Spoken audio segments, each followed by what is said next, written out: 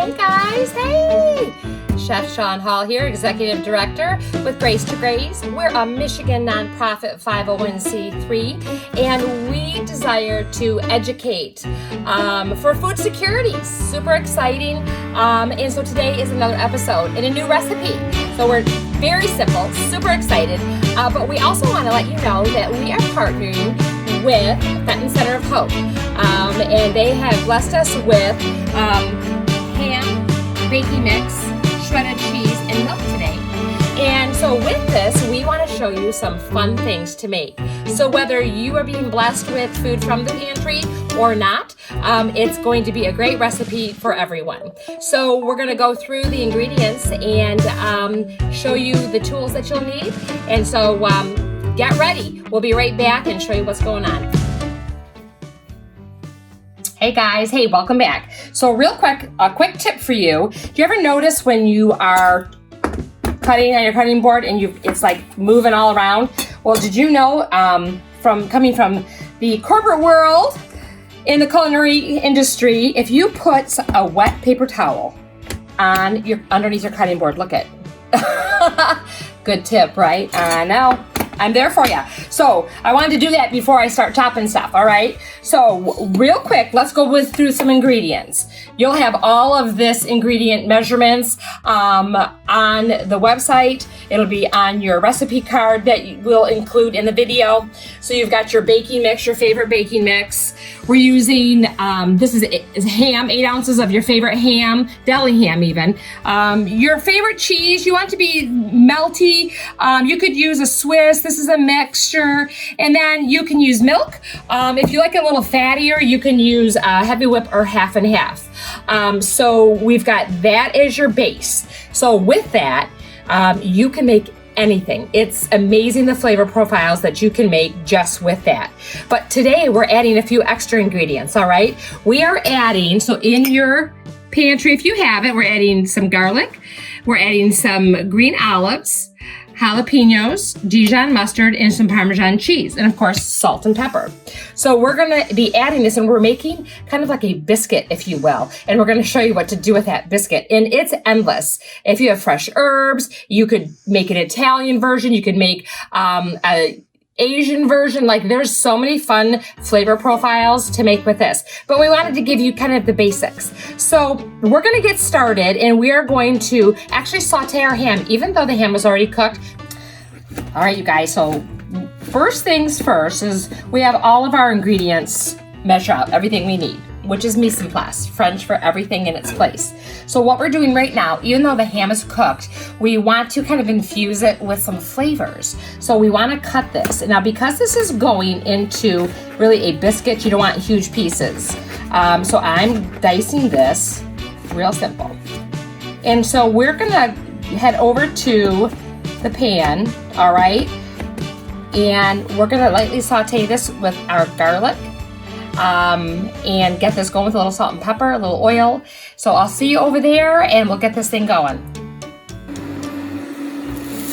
All right, guys. Hey, we're back at the heat source over here.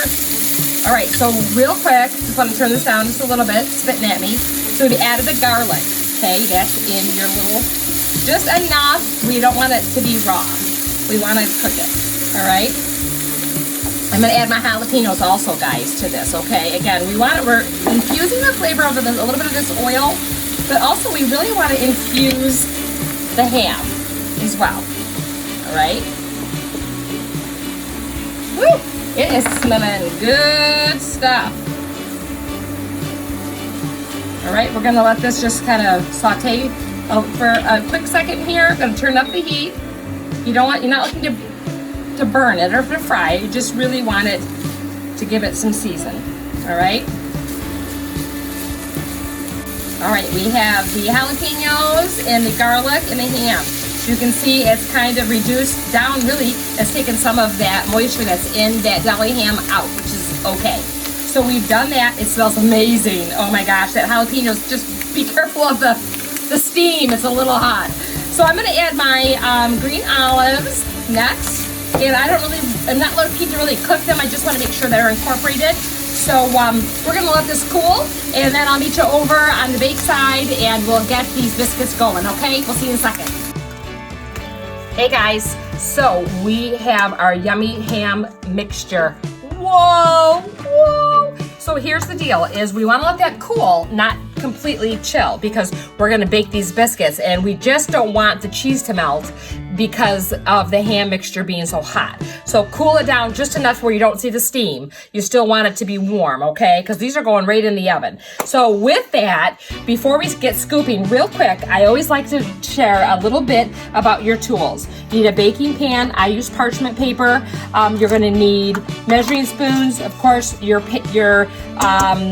vessel you're gonna mix in. I prefer stainless steel. So we talked before about portion scoops. So if you have portion scoops, this is a great way. It looks nice. You know how many you're gonna get. They're all gonna bake evenly. If you don't, 2 spoons. I always have an answer. So you're gonna just scoop and push off, and they can still be beautiful. Okay. So other than that, I mean, and then your oven. All right. So let's get this party started. So first, we have our baking mix that we've already measured. Here's our liquid. So to that, I want to add a little bit of. I'm using Dijon mustard. You could use any kind of mustard. I think it just adds a nice profile, if you will, to the liquid. I just wanted to add a little bit of that to there. Just kind of mixing that up a little bit. And again, you could add more or less. So I'm gonna first add that, all right? And as you can see, I am just using a spatula, offset spat, all right? And again, this is so simple. I love being able to share, and you can always go to the extreme. You can always go to big and fancy, or go simple and elegant. So right now you can see how there's a little bit of dryness left? So we don't want to overmix our biscuit dough, all right? So we're gonna stop right there because of everything else we're gonna add. We're still gonna be mixing. So we need to make sure that we don't overmix. So believe it or not, we're adding all this ham, all right? And then we're gonna add all this cheese. All this cheese. I love it. And then I love Parmesan cheese because I do. So I'm adding that in here, all right? So here we go, is we're gonna get mixing this, and then we're gonna start scooping.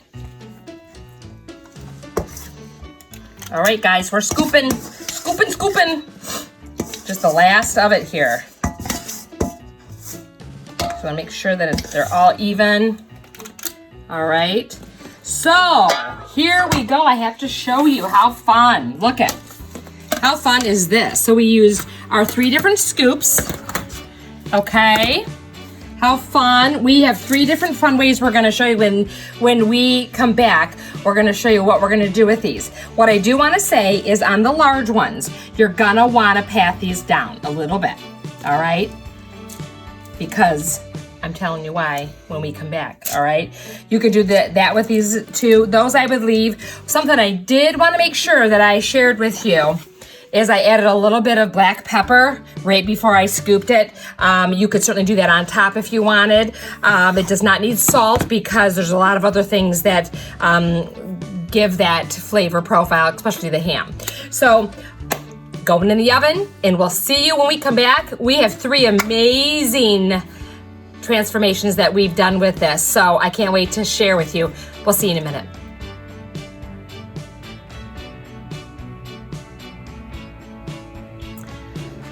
Okay, as promised, we have an amazing biscuit filled with goodness.